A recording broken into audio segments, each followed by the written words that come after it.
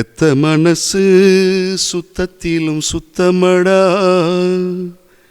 இந்த பிள்ளை மனசு பித்தத்திலும் பித்தமடா. தெய்வம் அது தாய்க்கு கீழதா, எந்த தாயவளும் சாமிக்கு மேலதா. அன்புக்குரியவர்களே, நம்மோடு வாழ்ந்த புனித அன்னை தெரசாவின் வாழ்வில் ஜெபமாலையோடு எவ்வளவு முக்கியத்துவமானது என்பதை நாம் காஸ்பல் ஹீலிங் மினிஸ்ட்ரி வழியாக உங்களோடு பகிர்ந்து கொள்கிறேன். அன்புக்குரியவர்களே, ஆகஸ்ட் மாதம் 26 1910 யுகோஸ்லேவியாவில் ஆக்னஸ் கொன்சாகா என்கிற இயற்பெயரோடு பிறந்தவர். 9 வயசில் தந்தை அவர்களை இழக்கிறார். அதற்கு ஒரு பெரிய நிகழ்வு பின்னணி, அரசியல் சூழல் காரணம், இதனால் கொலை செய்யப்படுகிற அளவுக்கு போகிறார்.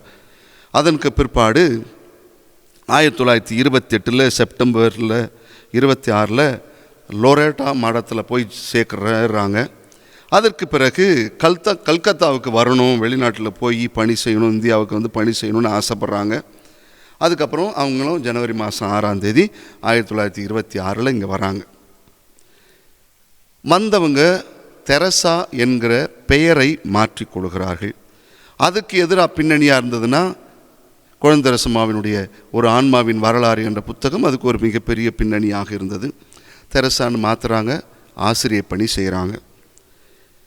அதற்கு பிற்பாடு அவங்களுக்கு தியானத்தை மேற்கொள்ளுகிற பொழுது அவங்களுக்கு உள்ளுக்குள்ளே ஒரு தூண்டல் வருது. நமக்கு அங்கே கொல்கத்தாவில் பணி செய்யும் பொழுது அங்கே இருக்கிற ஏழை எளியவர்கள், புறக்கணிக்கப்பட்டவர்கள், சாகும் நிலையில் அனாதையாக கைவிடப்பட்டவர்கள் எல்லாத்தையும் பார்த்துட்டு படாத பாடு மனசுக்குள்ளே போட்டு குழம்பிவிட்டு கடைசியாக 1948 ஆகஸ்ட் 16 5 ரூபா 3 சேலையோட அந்த லோரோட்டா சபையிலேருந்து வெளியில் வந்து ஒரு சபையை துவங்குகிறார்கள். அது 1950 தான் போப்பு அதை அங்கீகரிக்கிறார். அன்புக்குரியவர்களே, அந்த சபைக்கு தான் அன்பின் பணியாளர்கள் சபை என்று இருக்கிறது. அவங்க முதல்ல தொடங்குகிறாங்க சின்ன பிள்ளைங்களுக்கு, அனாதை பிள்ளைகளுக்கு இறப்போர் நல இல்லம் என்ற ஒன்றை உருவாக்கி இது மாதிரிலாம் நிறைய பணி செஞ்சிட்ருக்கிறாங்க. இதெல்லாம் பார்த்துட்டு தான் இவங்களுக்கு 1979 நோபல் பரிசு கிடைக்கிறது. நாம் வாழ்ந்த காலத்தில் நம் கண்ணால் பார்த்த ஒரு மாபெரும் புனித அன்னை தெரசா. அன்புக்குரியவர்களே, நீங்கள் என்ன பாருங்கள், அன்னை தெரசா படத்தை நீங்கள் எங்கே பார்த்தாலும் சரி, உருவத்தை பார்த்தாலும் சரி, கண்டிப்பாக ஜெபமாலை இல்லாமல், மாதா சுருவம் இல்லாமல், அன்னை மரியா பக்தி இல்லாமல் அன்னை தெரசாவை பார்க்கவே முடியாது. அதனால் அவங்க என்ன சொல்கிறாங்க ஜெபமாலை குறித்து சொல்லும்போது, இது ஜெபமாலை என்னுடைய தொடர் ஜெபம் அப்படிங்கிறாங்க. கண்டினியூஸாக நான் ஜெபம் பண்ணிக்கிட்டே இருப்பேன்.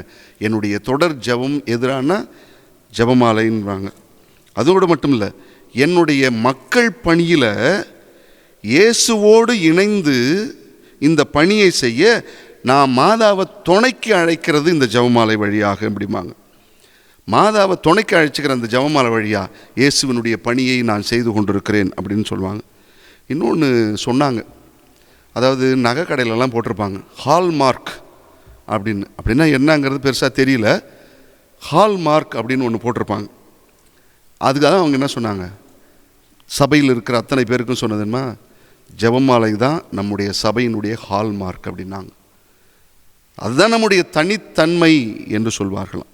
அது மாதிரி அதோட இன்னொன்று சொல்லுவாங்க, ஜெபமாலை என்பது அவ்வளவு பெரிய மிகப்பெரிய மக்கள் பணி செய்வதில் என்னுடைய பணியை செய்வதற்கு ஜெபமாலை தான் எனக்கு இருக்கிற கொழுகொம்பு அப்படிம்பாங்க. ஒரு கொடி படறதுக்கு எதையாவது ஒரு கொழுகொம்பு தேவைப்படும், அந்த கொழுகொம்பு எதிரானா ஜெபமாலை தான் அப்படிம்பாங்க. அதனால் நம்ம வாழ்க்கையில் வாழ்வதற்கு அதை பற்றி கொண்டு வாழ்வதற்கு எதராக பற்றிக்கிட்டு வாழணும்னா ஜெபமாலை பற்றிக்கும். ஜெபமாலை நம்ம வாழ்க்கையின் ஹால்மார்க்காக இருக்கட்டும். மீண்டும் நாளை ஒரு புனிதரோடு உங்களை சந்திக்கிறேன்.